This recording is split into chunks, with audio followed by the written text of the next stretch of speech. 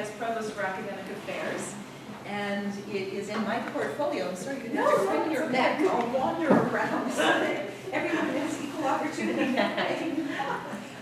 It's in my portfolio to handle all NTTF matters, including promotion, which is a great honor and a privilege because I get to know something about the wonderful work you're all doing when those files come across my desk. And the genesis of this meeting is that in the little over 2 years I've been in the job, I have read, processed, and made recommendations on about between 50 and 60 NTTF promotion files. And it occurred to me as we were working through those files that very few of them were from officers of research.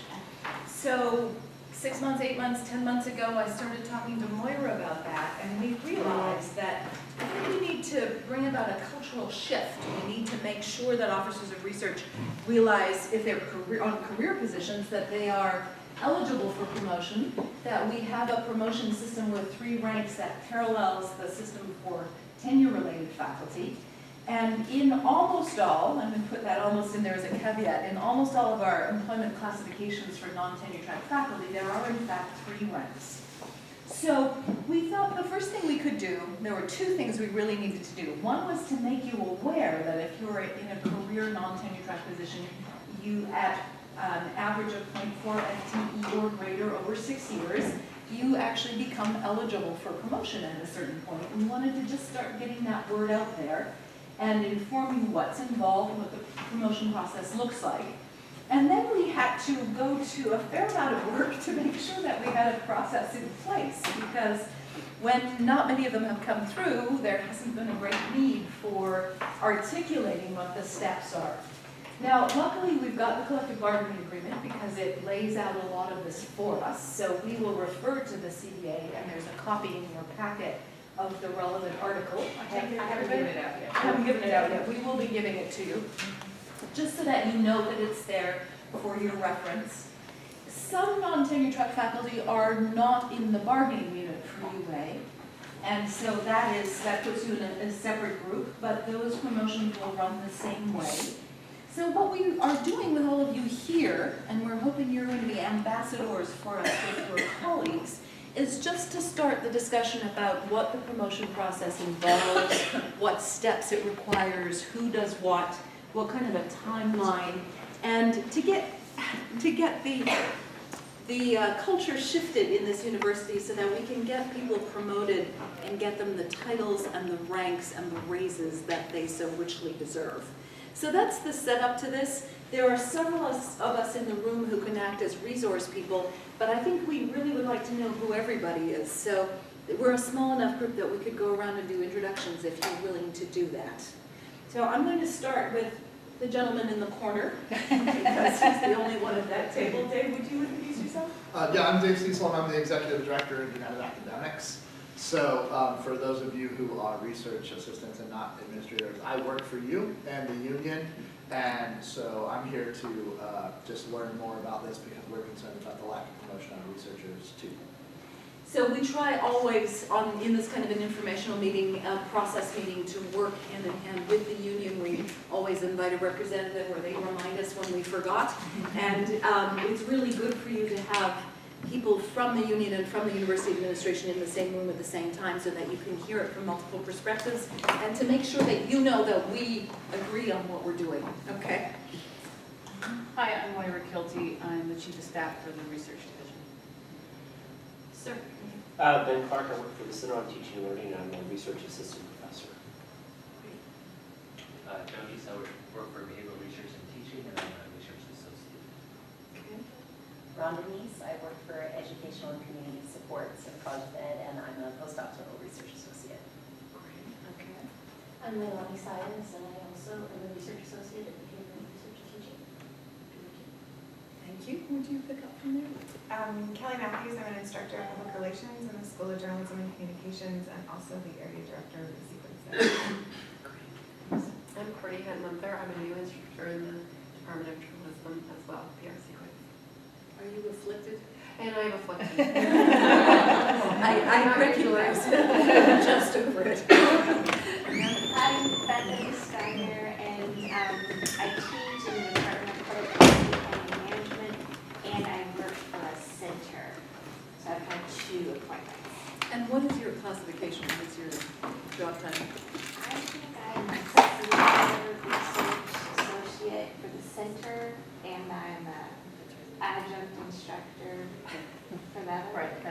our senior research associate one.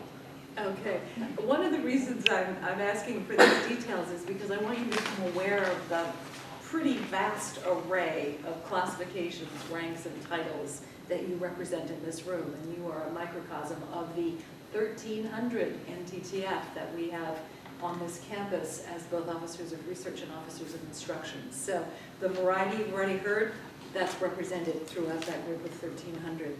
Lauren, can you pick up? Hi, I'm Laura Lindstrom. I'm Associate Dean of the College of Education. So I oversee non-tenure and tenure promotion cases. So I'm so happy to see all the college ed people here. Come follow up with me individually if you want to talk more about the details within our college. So, and I'm here to make sure that what we're saying in college is the same as what Barbara and friends are saying at the university. Thank you, Lauren, for being here. Yeah. Hi, I'm Dawn Rowe. I'm a research associate in the College of Education in the Secondary Special Education Transition Research Unit. I'm Jamie Fritchum, and I'm a research associate in the Institute for Ecology and Evolution. Susie Bassam, I'm also a research associate in that same institute. Okay. I'm Bob Bussell. I'm director of the Labor Education and Research Center here at the university, and I think it's been about 8 years since we did a promotion of a research associate, so I want to be sure we're doing it right. Bob and I have already been in conversation about the preparation of his case. Yeah. Sir. My name is Seth May. I'm a research assistant in ECS at the College of Education. Noah Downage, research assistant at ECS also. Okay. Al Sadowski, I'm the associate dean for natural sciences, and I just wanted to be here because a lot of the research NTTF are in the natural sciences, someplace or another, although not so many in this room. I'm glad you could come, Hal, and your presence here is really important because you need to get the word out to all the people who aren't in the room. Yeah, thanks. Ken? I'm Ken Doxey, Vice Provost for Academic Affairs. Before we go to our last back table, I just want to make sure everybody knows that this is being recorded so that the information is available to people who couldn't be here today. It just means that anything you say is enshrined for posterity, okay? And we thought it was fair to alert you to that. Then you just came in. Bridget Quinn, College of Education, Educational and Community Support, and I'm a senior research associate, but I'm also a dual title faculty, where there's a few of us around on campus. And I'm also this year serving as the interim assistant dean of academic affairs. Okay, yeah. Notice how many people wear several hats. Jane. I'm Jane Gordon. I'm working with academic affairs on implementing the collective bargaining agreement. And Sonia? I'm Sonia Remberg. I'm an executive assistant in the Office of Academic Affairs and College of Ed people. You're all new. I used to be there. And Lauren and Bridget. We're the old ones. Yeah. And while we have Sonia in the spotlight, I want to thank her. She is the person who sets up these meetings for us. So it is thanks to her that we have the room and we have the coffee, and you all knew to be here. So thank you, Sonia. And the woman behind the camera. I'm going to step away from the camera because the mic's on there. Hi, I'm Gretchen. I'm communications for academic affairs. Great, thank you. I'm going to ask Moira to take over, and we'll just, all of us here who are here as resource people, will just jump in and out of the conversation. So I want to be clear about what the agenda is for today. It is we're going to talk about research appointments and the promotion process within research appointments. For those who are not in research appointments, there is a slightly different process, and I just don't want to have it mixed up for you guys. So you may want to talk to Ken or Barbara separately. All right, this is also, we're not specifically talking about reclassifications, but for some of you, I know that reclassification between the different series is actually what is really on your minds, and we can talk about that after we get through the promotion piece if you like. But just I want to be very clear about what we're going to start out with.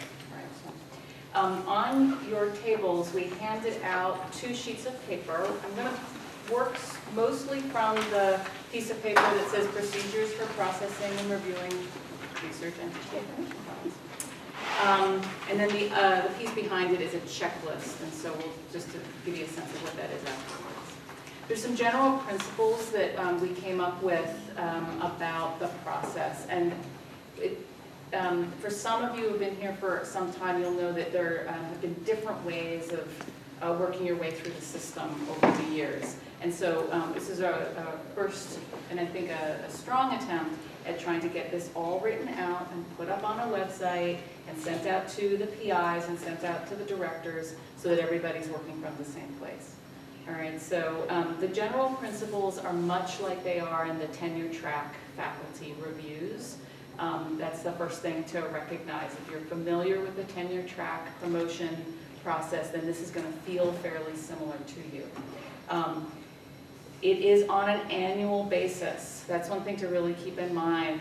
Much like the tenure track process is, the promotions in these classifications now fall on that same kind of timetable, whereas in the past, you might have seen some of your colleagues getting their promotions mid-year or in the summer or something. That's not what's happening now. We're on that same academic calendar as the tenure track faculty. I just want to put that right out there because I think that's not fully understood on campus. There are 3 levels of review. There's the unit head, so for those of you in centers, that's going to be a director. For those of you who are in colleges, that's going to be a department head. That doesn't cut your PI out of this conversation. It's just that the formal sort of letter, the gateway, is going to be out of your unit head. Many of your unit heads are going to, for those of you who are in the larger centers or departments, principal investigators, will be the resource that unit head would need to be working with to get information for the case. So you'll be wanting to work with your PI if that's the way your unit works. For some of you, you're in a smaller unit, and the unit head would be your point of contact. Okay? The dean, or the equivalent, and I'll explain the equivalent as we go along, because of course we're all special and we have different ways of reporting at this institution. And then the senior vice provost in academic affairs, in this case it's typically Barbara, again, because in her portfolio, the NTTF, well, the chain. And then she whispers in the provost's ear, and decisions are made. Is that generally? The final decision in NTTF promotion, just like in tenure-related promotion, lies with the provost. So the letter comes from the provost makes the final decision.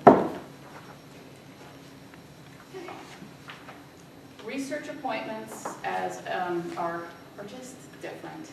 And all the work you do across the campus is unique to all the different special centers and departments and creative things that you all do. So, in theory, the Vice President for Research and Innovation and his staff are keeping a pulse on all of that, right? So we have a sense of what research means in the College of Ed versus at LERC versus at IE Squared, right? That's the theory behind this. So our office, the Research and Innovation then, is the resource to the academic affairs folks and the provost and the senior vice provost where there are questions, right? So because we've helped to shape the research appointments, we work with the PIs and the department heads and such about research. So you should see us as we're sort of a knowledge base, right? So we review all faculty in the research professor classification though. That particular classification, we will look at all of those, all of the packets that come through. Recall that for those of you who are in the research professor lines, that those came about, it was 3 years ago, Barbara, about that classification came online? I think a 3 or little 4? bit before that. Ken can speak to that. Maybe 5 years? Yeah, it was, we put the new ranks and tiers of NTTF forward to the state for approval and inclusion in the OERs. Well, we started working on it in 2007, and we put together and pending with the state lawyers at the time of the organization. Right. So, but we didn't really start using that classification until about 2 years ago, where we started to populate it more. So it is in its infancy, and there's not a lot of precedence in there. But do recall that in that classification, the expectation is that the individuals in that position are held to the same standard as a tenure track faculty member, minus the service and teaching. But the research expectations are at the exact same level, and therefore would have the packets look much more like a tenure track faculty packet, and they have that same level of rigorous review in terms of product, outcome, impact that you'd expect of a researcher in the tenure track faculty line. Another principle is that we are always available to help with individual cases. So individuals should, we're a small enough organization that you really can reach out to me, to Barbara, to Jane, Ken, David. I mean, there are people behind the offices, and so you should be asking questions directly to get the answers and to get your packets put together. You shouldn't feel like you're by yourself when you're putting this together. And then, of course, the senior vice provost is the person who makes the final recommendation. May I make another process comment? Moira, do you mind if I just jump in? Please. So, because we've gotten much more organized and consistent about how we do this, we need to be, now that this opportunity is available to all classifications of career NTTF. We need to run the process well and make sure that every file has all the relevant bits in it. So what happens is, I want to just touch on a couple of things, do you mind? No. So there's one difference in the process between coming up for promotion if you're a tenure track faculty member as opposed to if you're a non-tenure track faculty member. It is the unit, the center, the department, whatever it is, the school that has to alert a tenure track member that he or she has to come up. That's because it's obligatory. They don't have any choice. For tenure-related faculty, up or out. You either get tenured and promoted, or you have to leave the institution after a one-year terminal contract. For all non-tenure track faculty, other than librarians, promotion is optional. You have to accrue the necessary number of years of service at the appropriate FTE, but you don't lose your job unless there are other reasons for it, budgetary, program changes, changes that require expertise, poor performance, whatever it is. But you can continue, you could continue indefinitely at a particular rank. So because that is the case, you will find it written into the CBA that it is the NTTF faculty member's responsibility to signal to the unit head that you want to come up for promotion, and that you and that person then have a conversation about it, and the promotion process will be for the subsequent year. So this is a good time for you all to be thinking about whether you're in a position to want to come up for promotion next year, or if not next year, when. So it's, the onus is on the individual to flag to the unit that he or she would like to come up for promotion, and then there would be a check to make sure you've accrued the necessary years of service at the appropriate average FTE, and you would discuss whether your department, with your department head or director or dean or whoever it is, whether it seems like an appropriate move to do so. So it'll go forward once you've had that conversation and everybody agrees. That's one thing I wanted to mention, and I wanted to get back to the actual file. So they come forward in a binder that your unit will request from our office. And we may be going digital very soon, right, Ken? We're hoping to take this electronic very shortly. But there is, in fact, a physical binder right now that has all the right and necessary tabs in it, and your unit builds the file by filling in those sections. I will say something that'll come up many times, which is not all sections are required for every file. So we're going to say a lot of as necessary, if necessary, as appropriate. So there will be pieces of this that may pertain to your particular position, but that aren't required to somebody else's situation, position. And so I just want to point out that these things are collected in a standard format. And then when they come to academic affairs, it's Ken's job. He takes the responsibility for making sure that all of the necessary components are in there. If there's anything missing, he goes back to the unit submitting it and says, we need this and this, or we need you to move that, or we're missing something else, or this is extraneous. So Ken does the check on procedure to make sure that the file's complete, so that when it gets to me or to Moira's office, we're sure that everything we need is in there. That's just a little of the kind of process stuff that I thought you might like to know. And it's on the website, so to request the binder, or if you're doing an electronic, to request the electronic binder, there is a way of clicking to that. I interrupted your flow. I'm Well, really sorry. so one of the things that Barbara said is that with the CBA, the onus is on the individual, and that's certainly true, that's formally true. It is also true in the research division. We are going out to our centers and institutes. We're talking to our colleagues like Lauren and Hal to ask them to remind their PIs and their heads that it is time for them to be thinking about promotion, and because we haven't been thinking about it in the ways that we should have been for years. And so now that we have formal processes, it's easier for people to wrap their heads around this. And so we're proactively going out to the community to check in with folks. Again, not just about promotion, but also about reclassification, because with the advent of the research professor line, it is an opportune time to think about, for some people, whether they're in the right classification.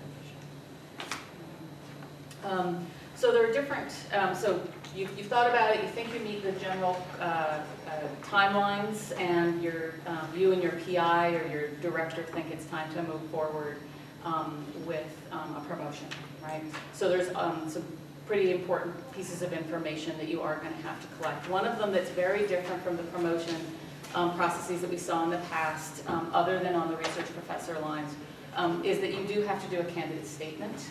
And for research assistants and for some research associates, this feels like a foreign document, something that doesn't fit into the rest of the way you would think about a promotion in other parts of the world. But it is required, and it is something that you should take some time and think about what you want to put in there and work with your PI or your director on that. There is a CV, of course, required.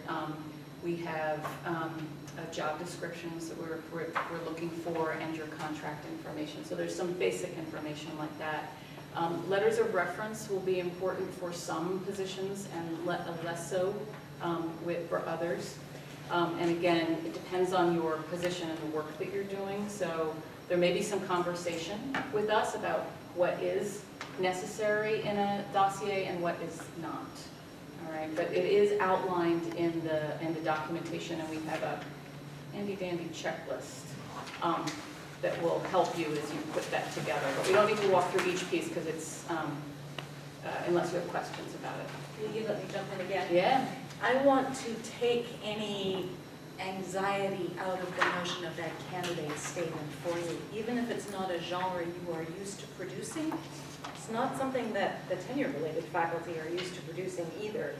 Think of it as something that will explain to the people reading your file at each level of review what you do in a way that goes beyond the job description, and maybe how your job has evolved since you ended up there. You're going to have 6 years of service in it, so presumably something will have grown, shifted, evolved, morphed. You will have mastered certain things. You will have moved into new areas. What you're producing with that candidate statement is just really, you can think of me as your intended audience, if you like. I'm an academic reader, but I am way far out of most of your fields. I would be trying to explain to you what I do as a French medievalist who reads 14th and 15th century French poetry. So I'd have to explain that to you, and I need you to explain in layman terms what your job is, how it has grown, how it has evolved. And it doesn't have to be the size of a phone book. In fact, we won't let it be. It's got to be short and concise. So you're just filling in the gaps so that various levels of review can understand what you do. Okay? Barbara, I was just going to add to that, in the College of Education, I've got some models of people that have gone through this before, so please get a hold of me and give you some examples of language to look at, and I'm also happy to edit things for people. So. Oh, Lauren, that is an extremely valuable offer. I didn't know that. Thank you. From the College of Education. Good amendment. The research office does as well, so you should feel free to reach out to either myself or Cass Mosley, who's my partner in crime in the research office. You can find us on the web. Yeah. Or could you say something about when external evaluations are required and when they aren't, that is which categories? Sure. So research professor, absolutely.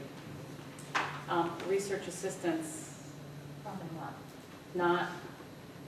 not. Research associates, so going to depend on the kind, I believe we've decided clearly around the kind of work that folks are doing. So remember in these, particularly in the research assistant and the research associate classifications, there's a wide range of jobs, services, tasks, products that folks are working on. So, so for example, you could have somebody in a research associate position who's not doing independent research, not going out for grants themselves, not publishing on their own, might be doing more on sort of a technical, think about our core research facility folks who might be working on a specialized piece of equipment and are growing their portfolio by taking on graduate student training and more outside work, and so there's all sorts of good reasons for the promotion to be happening, but they're not producing sort of what would be typically an academic product, right? So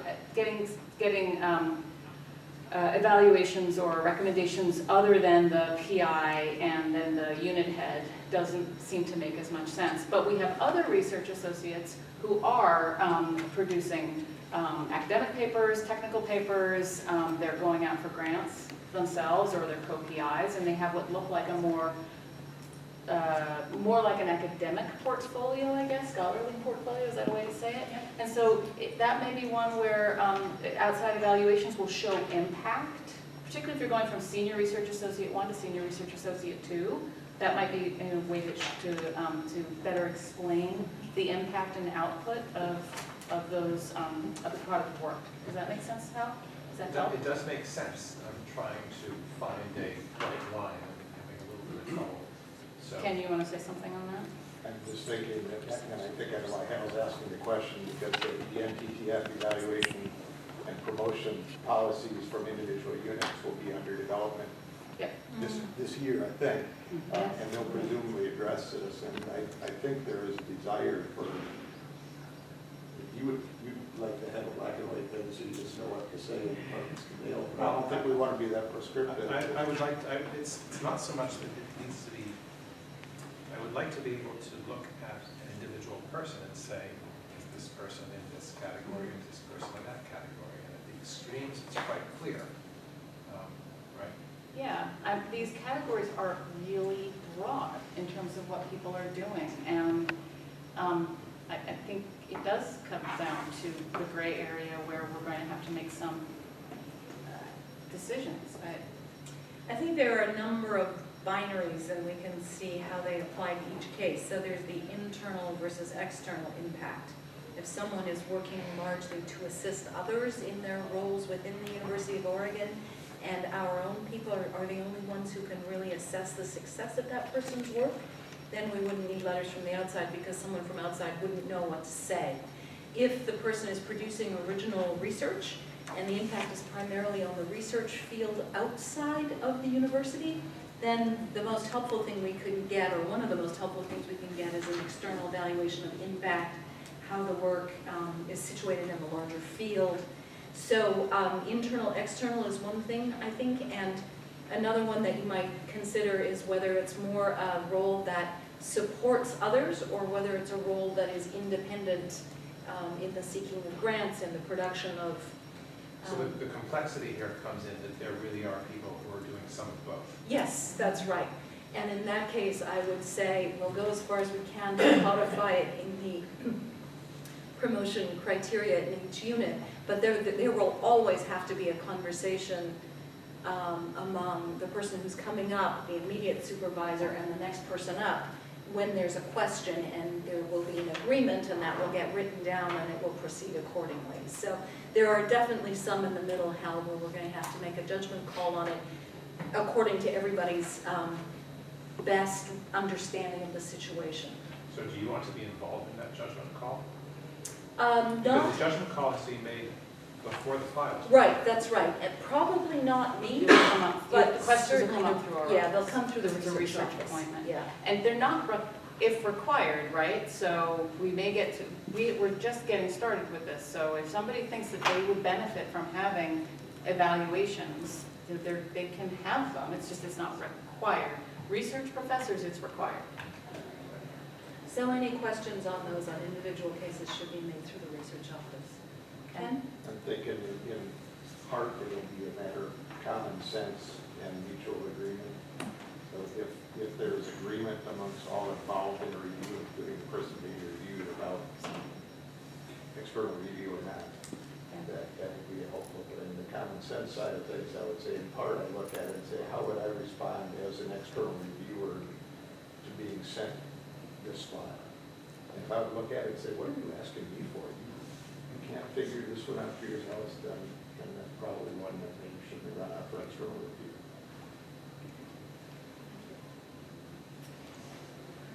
Any other questions at this juncture, or shall we ask Moira to forge ahead? Yes, Forge ahead. So you, for research assistants and research associates, right, you start with your department head, you provide review and evaluation, and then the dossier goes to the dean. I think the dean in both cases would be actually Lauren and Hal. Is that the way it works in your colleges? Or does it go up into the It goes all the way up to Randy Larson. Okay. Do you know, Hal, is it? It would get signed by Andrew, but it would be. Okay. Actually, all the ones coming through CAS have gone through the appropriate associate dean in the last year, so you'll have to decide internally how you want to do that. Lucky you. You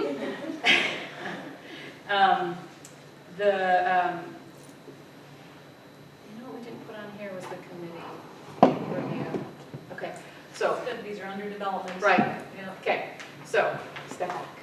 You didn't give it to your dean yet. Okay, you're back and you're talking to your department head, you're talking to your PI or your center director. All right. The CBA does call for a committee review at your unit level of your dossier. So different groups are going to have different committees. In academic departments, they set up a promotion and tenure committee. That's been traditional, and I believe in CAS, at some point in the last couple of years, the NTTF were included in that process, right? Or at least, sort of. What a good point to raise. All of your units are just now in the process of revising your internal governance documents. Most units have gotten it back. The units for whom I'm reviewing the document are running a little late because of me. Everybody will have them back soon. In your internal governance documents, it specifies the constitution of the committees to do those reviews. Sometimes they're ad hoc, sometimes they're standing committees. There must absolutely be appropriate representation from non-tenure track faculty in there so that you would be evaluated by peers as well as by your tenure track colleagues if that's appropriate. So that committee, the composition of it, the functioning of it will be written into your local internal governance document. Jane, anything Well, I was just going to say, and then the further development of the policies about review and promotion are going to be done, as we go into later this year? Yeah. Yeah, and professional responsibility. So for those of you who aren't in tune with that evolution of policy, this is happening this year. So it's worth saying in parentheses, I owe you a big apology and a drink for interrupting me No, it's 16 good. times every It's 15 good. minutes. This is a transitional year. I want to just make really clear that we're in the middle of a transitional year. We're still building all those policies, and so at the moment we're working to some degree from past practice and to some degree from policy that's being written even as we speak. So this year is going to be a little, we need flexibility and open-mindedness in order to make sure that we're not holding anybody back because the policy isn't fully articulated yet. That would be the last thing we'd want to do. So for anybody who's eligible, we want to make sure that those dossiers get into the pipeline, and we will work with the documents that are relevant at the time and the best version of things we have, realizing that all of this will get much easier by next year even, and by 2 years out, it's going to be a well-oiled machine. But those of you here now are in helping us through what is the process of putting together the machine. Yes. Yes. Thinking about this year as the transition year, if people are up this year with their 6 years, what's the timeline? Should we put our stuff in even though it's a crazy year, or should we wait till next year when it's longer? If you're eligible, put it up and have the review done as soon as possible. So would you like to have your raise next year or 2 years? I don't know how crazy the machine's gonna be. Oh, no, you know, it is running really well. It's mostly those of us who have to weigh in at various points who just have to be cognizant that not everything will look according to the template we'll have ready by next year this time. But it's working beautifully. I'm reviewing files even now. And so if it's on a cycle, annual cycle, when are the binders due for this year? Good question. So they should come to our office complete by March 15th if possible. We haven't set any hard and fast deadlines yet. We will next year, but because things are still a little bit in flux, I want to be absolutely sure that a stringent deadline does not prevent anybody from coming up. So I'm the bottleneck. They all have to come through me. So if they all arrive on the 30th of May, I'm unlikely to get them through to the provost in time for a promotion that would allow us to recognize you at the end of the year event and be applicable with the beginning of your next contract, whenever that is. So I am saying to everybody, if you can get it all the way through with all the reviews and everything in place and get it to Academic Affairs by March 15th, that's the deadline for this year, give or take. I will take them late if you can't, okay? Or earlier. Or please, what a great idea. Ooh, earlier would be fabulous, yes. So there's no need to wait. Yes, unlike in the tenure track process, there is no institutional committee. So we're not held back from reviewing the documents ahead of time by the committee's timetable. Given that provision in the CBA where the individual is supposed to flag for the unit that you want to come up the following year, in theory, you'd be flagging to your supervisor now that you want to come up the next year. But again, given that it's a transitional year, if your unit is prepared to put you up and can put that file together between now and March, I don't see why we wouldn't take it to be considered this year and effective next year. So that may change too. We'll have to think about that one. But I'm certainly prepared to take them this year if you decide now in conjunction with your supervisor that you're ready to go. Okay. And we're acting on that with people who are not in this room.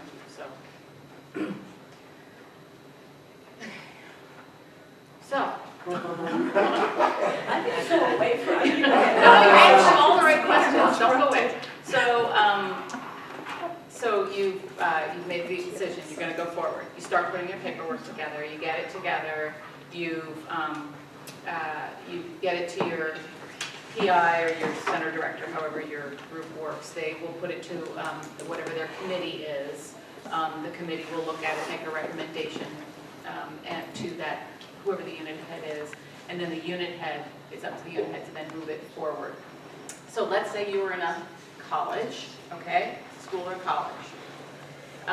So then the unit head would complete the dossier and make a recommendation, and it is in written form, and you hope that they will write something more than one line, okay? And since it's new for some of your dean, no, I have one like that right now.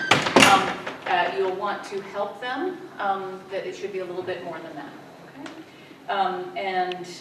So then academic affairs, all this material then goes to academic affairs. As was noted, Ken and staff helped confirm that all the elements are present. Sometimes they will come to someone like me and ask on the question, say, of recommendations. They might have some questions, so that might be a point where we would come back to you and say, hey, not sure if this should have had recommendations, or I see recommendations are out. Did you expect to have them come in by this date? So you might hear from me, or you might hear from academic affairs.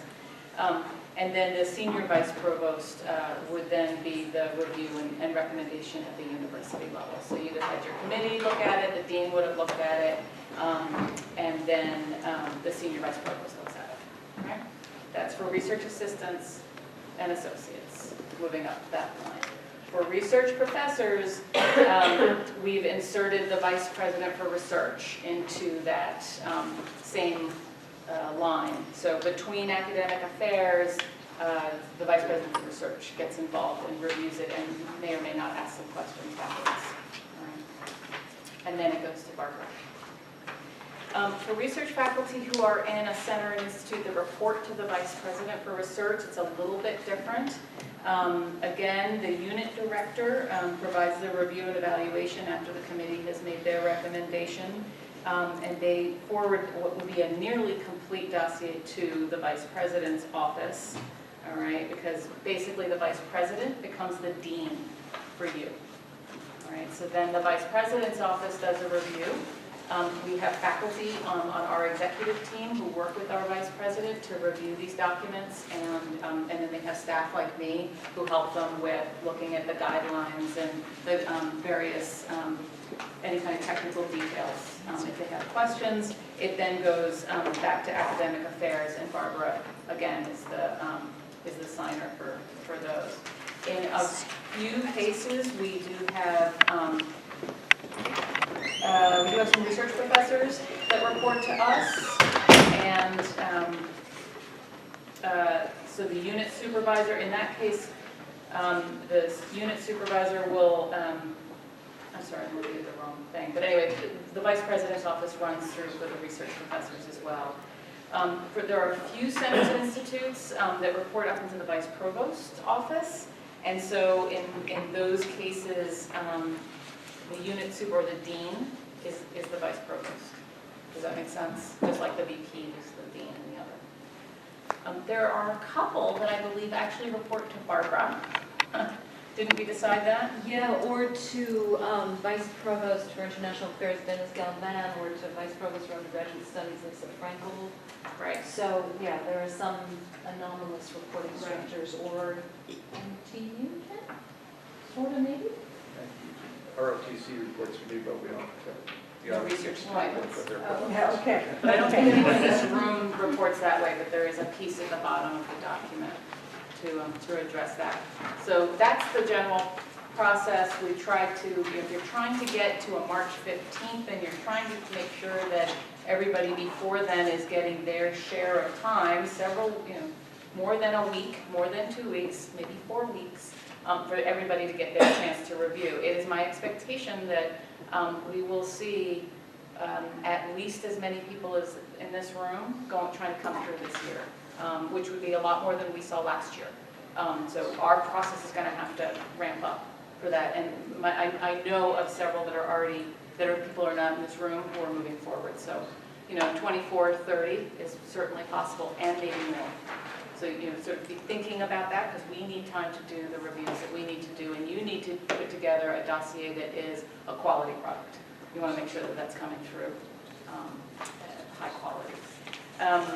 The sheet behind here is a checklist, which is really meant just to help your PIs and department heads move things forward and keep us all on task.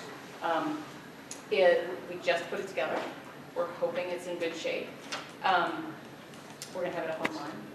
And if you see anything that you think is just completely wacky, I'd really like to know that, and you could send me an email. Otherwise, I would use it. It's just a resource. Okay. We'd really like to see people moving through this year. So any questions, thoughts, obstacles? I have a suggestion for you, Moira. Forgive me. I'd like to check in with Dave Cecil and with Bill Brady, who joined us, and with Jane, and with Ken, and with Hal and Lauren, in case they have anything else to say. And then we can open the floor to any and all of your questions. Dave, do you want to add anything from your perspective on this? No. Okay. But you will feel free to jump in. I will, yes, but you've done an amazing job, Moira, so Wow. what would I have to say? One of the things we're modeling for you in this meeting is that this is all about working partnerships within the leadership. So UO administration works with UA leadership. The academic affairs works with research. This has brought us into much closer conversation.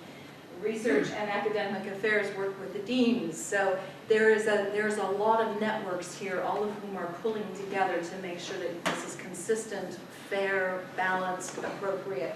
And it's important that you know that this isn't one piece of the university. This is your union and your university coming together to make this happen in a good way. Bill, would you introduce yourself and add anything you might want to say? Sure. My name is Bill Brady. I'm the Senior Director for Employee and Labor Relations here on campus. I'm a new hire. I was hired in June, and I am now located in Human Resources. One of the things is I am the key point for essentially our relationship with United Academics as well as all of our other labor unions and the OA group. So I don't have anything specifically to add. I'm glad that you covered. We know that the implementation of the collective bargaining agreement has been a process, and it continues to be a process, which is why we're willing to look at those that maybe weren't put on notice last year. We're willing to look at them this year because we don't want anyone harmed by the fact that it's taking us a while to actually wrap our arms around what is the collective bargaining agreement and how we're going to actually implement it and all of the changes that are necessarily associated with that. So. Jane, how about you? And my only addition is to just encourage people to look at these documents, because as everyone in the office looks at these and tries to make sure that nothing is missing, when you're about to implement them, may note things that weren't caught, and don't just say, oh, they should have or whatever. Tell us so that we can make all of the checklist and the procedures as clear as possible. Share them with others that might be in a position to also both do the review and engage in the process, so that the word gets out. Because I do remember last year these meetings and everyone being frustrated that research folks aren't taking advantage of the opportunity to be promoted as quickly as they might. So this is really that's really the effort here. One thing I definitely didn't get to, there is one date that is written in stone. The decision is June 15th, is my understanding. So we have to get a decision by June 15th. No, it doesn't pertain to non-tenured faculty. It does right? pertain to tenured faculty. I don't have it in front of me. Yeah.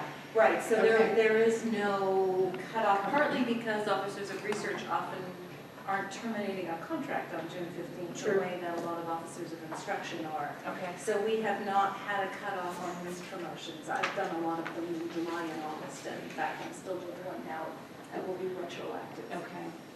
Yeah. But if they put their material in by March 15th, I will have an answer by the end of May from the provost. I see. Yeah. Okay. And the likelihood is people would know, Oh, absolutely, yes. regardless of when their contract ends. Yes. Yes. And one of the reasons we're doing that is because we instituted something that I totally loved last year. We did it for the first time. We have a recognition event for non-tenure track faculty who are promoted. We did it in the middle of June, the 9th or 10th of June, I think it was. And so we were racing to get all of the files that were read in time to invite people to the recognition. And it was a wonderful event. And it was the first annual. We will do this every year. It was really delightful to see the breadth of expertise, the breadth of different kinds of jobs represented at that event, and for the provost and the president and all of the senior administration, all the deans to come and shake hands and meet people. So really that's our sort of informal motivating date, is just to get them across to some time to invite people. I should also say, and I think I'm channeling Ken on this one, that you might say, what is the incidence of success? It's very high. And it's very high especially because it's not required to come up for promotion. So presumably your unit will not put you up for promotion if they don't think that you deserve to be promoted. So in my 2 years of reviewing files, one has been a negative decision out of approximately 50. And I don't know if we're going to continue at quite that rate, but I think it's not inconsistent with what Ken did when he was reviewing NTTF promotion files before I arrived in Johnson Hall. So you can be pretty sure that if you've met the eligibility requirements, if your unit is supportive of you and you compile the correct dossier, you have every chance of success with it. That should take some of the anxiety out of the process, okay? If you are not good enough to be promoted, your unit should not be renewing your contracts. That's really what it comes down to. The essential nature of a non-tenure track position is that you have no indefinite job security. You roll from contract to contract. On a career position, the assumption is, the primary criterion is that the position is presumed to be ongoing unless something shifts. But there is no guarantee, and you have to have a successful performance review before your contract is even renewed without being promoted. So there are other checks and balances in the system that really should make it that nobody should come up unless they have every chance of being promoted. Okay? Just wanted to make sure that was clear. It shouldn't be scary and anxiety-ridden. It should be pretty much got the years, done what I need to do, good performance evaluations, good support for my unit. We should be good to go. Ken? The longer you make me wait to talk, the more things I think that's Uh-oh. Go for it. Regarding the success rate, the only case in the several years that I handled NTTF promotions, the only unsuccessful candidate was one that was not supported by the employing department. And so with no support from that level, there maybe not surprisingly wasn't much support from higher levels either. So it means that conversation with the department is important. I think this will be an interesting discussion. What happens if you, not now, what happens if you talk to your unit director and say, I've been here 6 years, whatever, I think it's time for me to be looked at for promotion, and that person disagrees. What sort of conversation happens there? You know, recognizing that, again, that the unsuccessful team weren't supported at department level, yet not wanting the department, a single person, to be able to be the sole gatekeeper to consideration. So I'd enjoy that sort of conversation perhaps. But before we have it, if we have it today. There's a funny specific date, if I recall correctly, and that is if you're up for a contract renewal, we have to tell you by May 1st. And so it's entirely possible that if you're being considered for a promotion in a year in which your contract needs to be renewed, you might be told, yes, we're going to renew you before you find out whether you've been promoted. And third point. No, wait, Dave? I don't know that that provision applies to research faculty. Retention. Yeah, but that's, yeah. Right. Oh, right. They're different Yeah. contracts, so I think Right, funding can so, be- right, so just for everyone, so research faculty are not subject to the May 1st, they are subject to as soon as practicable. So it may be May 1st, maybe a different date. So it relates to funding and other, primarily funding considerations, knowing that you have the money and you want to renew that position. My general statement, and I'll be done, was that what we're trying to do here is come up with consistent, fair, and understood approaches so that when you consider coming up for promotion, you know what's going to happen. The problem with trying to develop that is that every one of you is different. So trying to come up with a consistent framework for 80 different types of people is kind of complicated. I'm visual. I wanted to make a flow chart showing how all this works. This is much easier to interpret than the flow chart that I've done. You tried. Okay. Questions? So because research faculty have rotating contract dates, and now that the university is going to a standard, with some exceptions, schedule of them, so will the successful research promotions receive their potential promotion raise on July 1 if they get through the May, or on their next contract day? It says July 1 or their next contract. Or Yes. whichever comes first. Yes. That's my understanding.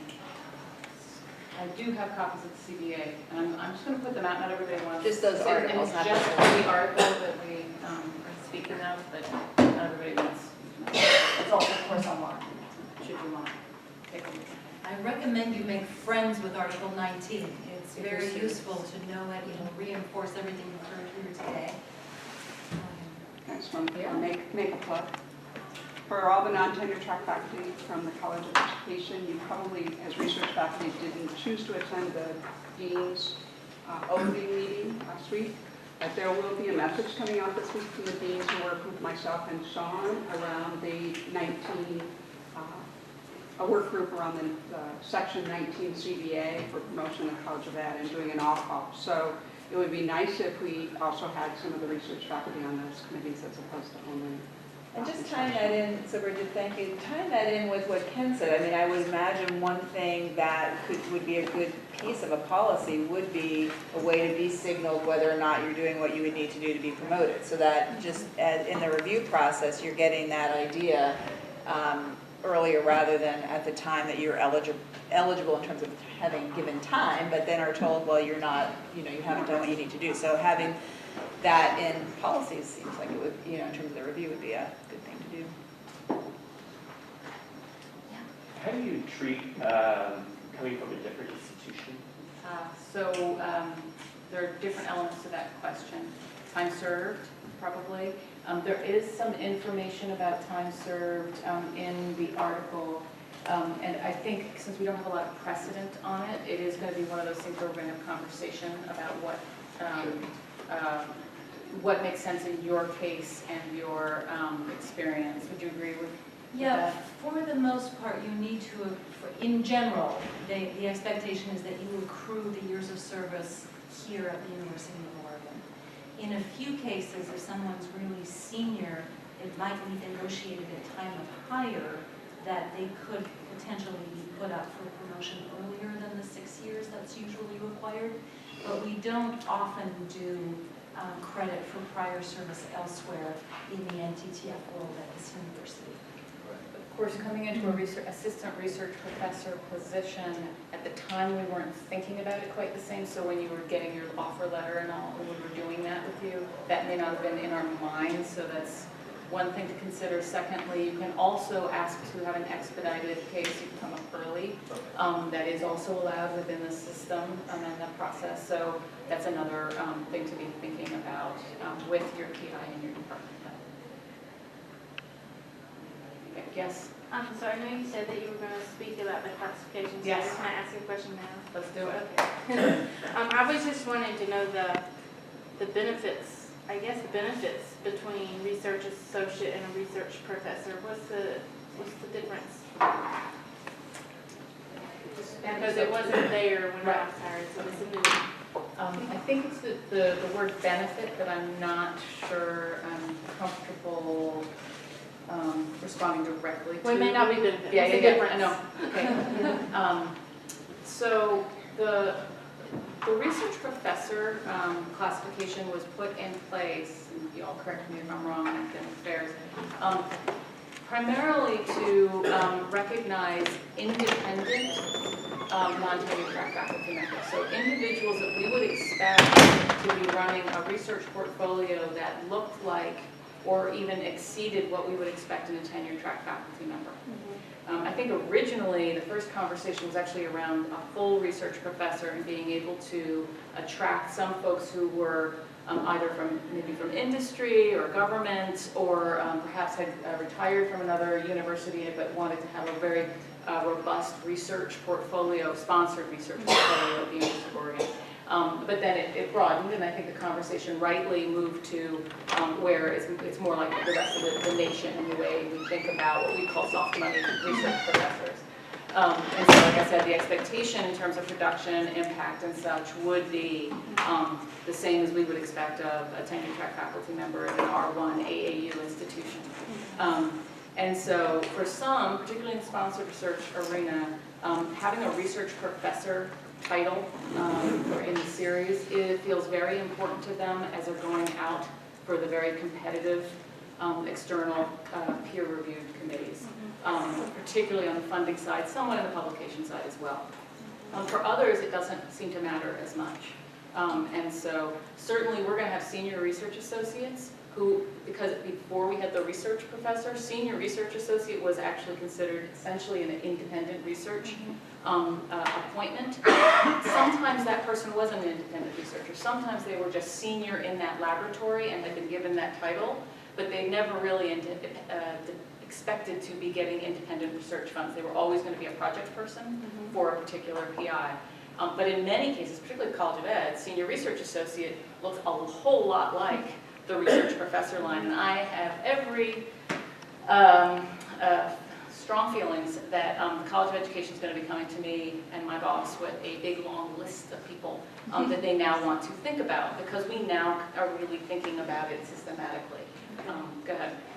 kind of related to that, because of that, I mean, one of the issues that those of us are acting as senior research associates, but are like the new research professor. One of the issues that comes up for those who don't have the advantage I have of a dual title is the issue, and it's probably a Barbara question, is what work's being done with the graduate school around dissertation, participation, et cetera, that we don't have to go through the letters to get approval for this person to serve on a dissertation committee. Is the research professor title going to give that privilege to those faculty? Or are we still in the same line where the non-tenure track faculty have to put forth their case again that actually we look a lot like, but we really aren't like, and therefore we do. We have a ton of work on the mechanics. So right now, you don't have automatic PI status either if you're in the research professor, but you do if you're a senior research associate. How crazy is that? So we're working, I mean, that is like, so now we're maybe a little bit out of some of the CBA implementation, believe me, at least, I know for me and Cass, this is huge for us to try to get our arms around and bring to our colleagues in academic affairs, things that we should have been thinking about at the time the research professor came about and didn't because of everything else happening, and if that's going to be a catch-up for us. But we'll work with you individually. I've already seen some research professors working on the on graduate dissertation committees, so we'll make that, we'll work with Andy and Barbara and all to make that happen. So go ahead. One more question. Yeah. Is the process different if you're so you're up for promotion, so say research associate to senior research associate, but then do you have to do something different to change classifications at the same time, or is it not allowed to do it at the same time? Not at the same time. Can do it at the same time. Okay. So the change, I'll say it first, to just give you a break, and then you can say it again. The change from one classification, so from research associate to research professor, is not a promotion. It's a reclassification to put you in the category that better suits your job description and duties and responsibilities. So you can get promoted in either of those, but what we're trying to do, and we've got a lot of it going on now, is to move people into the most appropriate category if they're not there already. So those are independent processes, and you would make a lateral move. So if you're a senior research associate 1, you could become a senior research professor 1, and then if you come up for promotion, you would be with the reclassification with a new title. Okay. Well, Barbara, is there an order you're preferring us do these in? So if the person, we have several people that are senior research, going up for senior research associate, who are probably more likely to be professors. How do you want us to do this order in the college? Well, I think it's important to get people into the right classification first, because the criteria for promotion It's different. may very well be different, probably should be different for a research associate than they are for a research professor. So I think it's important to put the person in the right classification first, so I would reclassify first.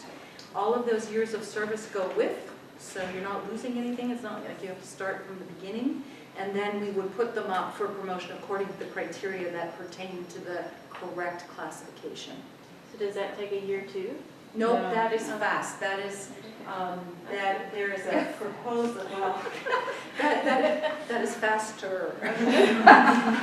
There is a request for reclassification. There needs to be support from both the immediate supervisor and the dean's office of the appropriate school. There needs to be confirmation from the research office if it's an officer of research, and if there's a form on our UPS site right now, then it comes to me, and as long as all the justifications are in place, I sign off on it and a revised contract is issued. So really, there's not, I don't have to make a difficult decision. What happens is everybody along their title is more appropriate for the classification. And as long as it makes sense, then it's pretty much automatic. I don't think we've turned down any. So we wouldn't do it if there weren't a strong rationale, I think. So those have been successful. So you said that it's our responsibility to decide when we want to go out for promotion. Is it also our responsibility to say that we believe we should be reclassified?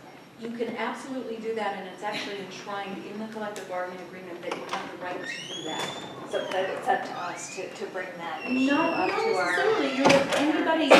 Anybody anybody can initiate that conversation. You are certainly entitled to.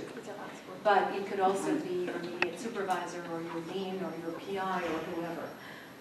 And be the research office. And we have been, again, asking our directors, and when I get invited to divisional meetings, reminding the department heads that they need to start thinking about this. And last year, people were really underwater with a lot that they had to get done, but you know, the drumbeat will continue this year because there are a number of folks that need to be reevaluated. Go ahead. So what's the process like for classification? How do you find those forms and begin that process? Details online? Yep, so there's a group called Unclassified Personnel Services, UPS. If you go to the A to Z department, you tag up at the homepage, you can find them under U. And they have a thing with forms that you know, look on the left-hand side and you'll see the appropriate header. I'm going to get that confused. You can also type it in, reclassification. But you won't have to fill in that form. It's whoever handles hiring and contracting and budget for your unit who will do that for you. So go to that first and start this discussion? Yeah. Absolutely. You want to go to whoever your supervisor is and discuss the appropriateness of doing this. And if that happens, then your supervisor will initiate the paperwork process with your budget manager and contracting person. And you mentioned it's a lateral move, so if I'm a research associate, I can only be classified into what category? Assistant research professor. Okay, associate, assistant, and then maybe pursue promotion. Right, precisely. There are a few cases out there where people are 20 or something odd years here at the university and where they may not have been where we didn't go up to a senior, and so we might bring that as at the research office, bring that as an exception over, but they're very few and far between, and that is actually not, I know that's not the case. So, but I work really closely with the unit heads on this. So, like, are you with, I forget, were you a CTL or are you over at BRTs? Yeah. So. Jerry or, and is it Leslie Martinez who's your, yeah, so Leslie would call me and we start that work very closely. Just, I mean, I really like to work with people early on to make sure we get that, because we can move much faster if I'm involved. Does that type of reclassification have any bearing on salary? Often. It can. It allows your unit to redefine a base That's the salary. benefit she didn't want to talk about. Because it's, so unlike when you're doing the promotions where there is actually a base percentage that is in the CBA, on reclassifications that is not necessary, that is not stated. Because those cases are really unique to the individual circumstance. So for some folks, they will have been hired as say a senior research associate. It's going to look a lot like an assistant professor salary because that's where they were hired into. For others, that may not be the case, and they don't look like the assistant professors in their same area. And they're, you know, where they're not necessarily, it's not pegged exactly to the tenure track faculty line, but if our expectations are of people are at the TTF line, then certainly we're looking at that, right? So. But people are, you know, came in and their markets are different. Some of you in the College of Ed have a very hot market right now, and so your salaries might look different than some other categories would look like. So the salaries, it really is a unique situation. Each one of those are pretty individualized. Does that make sense? So it's an opportunity for you to reconsider the appropriate base, but there's no requirement and there's no automatic changed base.